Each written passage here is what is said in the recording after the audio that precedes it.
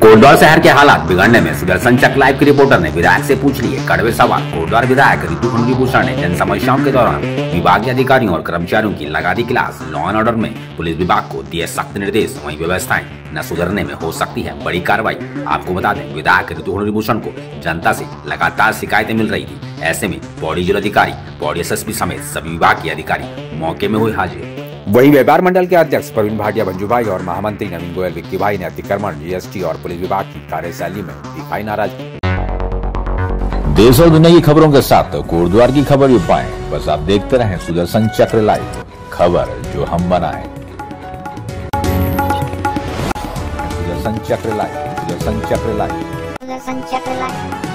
दोस्तों देखिए, सुदर्शन चक्र लाइव पे एक बार फिर से आप लोगों का बहुत बहुत स्वागत है।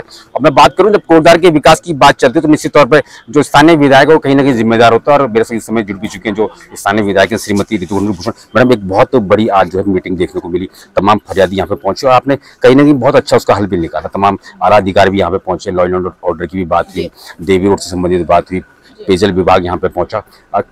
किस तरह का ये पूरी जो मीटिंग थी? तो देखिए, आज ऐसा था कि डीएम, एसएसपी और सारे विभागों के अफसरों को यहाँ बुलाया गया था। वो अफसर थे जिनका डेली का आम मानस के साथ कुछ ना कुछ बात रहती है या समस्या रहती है।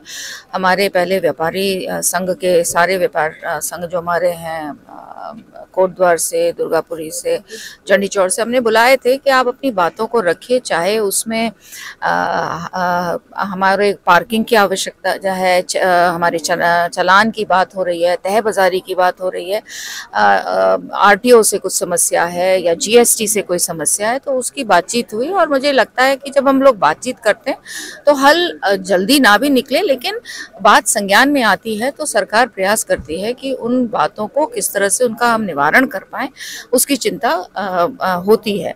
साथ ही साथ वार्ड मेंबर्स को हमने बुलाया था, जो हमारे कोटद्वार में वार्ड मेंबर्स हैं, और कुछ प्रबुद्ध जन भी हमारे पहुंचे थे जिन्होंने अपनी अपनी बातें रखी, चाहे वो पानी को लेकर हो, बिजली को लेकर हो, सड़क को लेकर हो, स्वास्थ्य को लेकर हो। ऐसी बहुत सारी बातें हमारे लोगों ने रखी।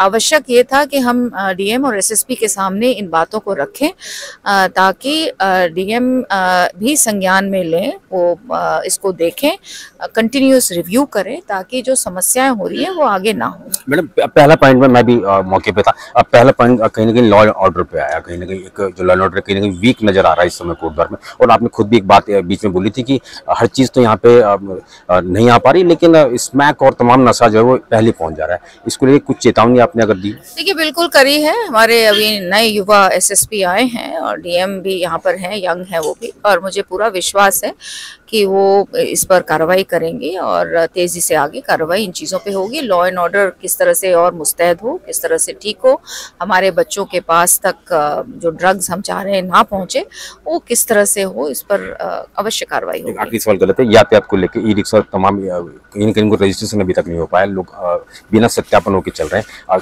कोई आरटीओ को या किसी विभाग को? देखिए, सत्यापन होना चाहिए, रिक्शाओं का होना चाहिए, ई रिक्शा का होना चाहिए। जो यहाँ चला रहे हैं वो यहाँ के निवासी, पहला उनका अधिकार है, उसके बाद बाहर वालों का अधिकार है। तो रजिस्ट्रेशन होना बहुत आवश्यक है, क्योंकि वो भी सेफ रहते हैं, उनकी भी सेफ्टी की आवश्यकता, और शहर में भी फिर लॉ एंड ऑर्डर का इशू नहीं होता है। बहुत बहुत धन्यवाद। देखिए दोस्तों, सुदर्शन चक्र लाइव से जुड़े हैं और जो स्थानीय विधायक ऋतु खंडीभूषण वो कह रहे हैं कि अब जो भी समस्याओं का निराकरण बहुत ही जल्दी कर लिया जाएगा। बस आप बने रहें सुदर्शन चक्र लाइव के साथ। बहुत बहुत धन्यवाद।